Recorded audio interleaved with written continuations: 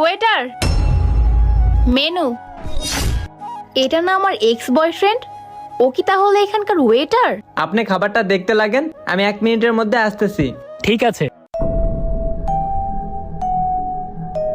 জানতাম ওর কপালে এরকম কিছু একটাই জুটবে। জি ম্যাম, কিছু অর্ডার করবেন নাকি?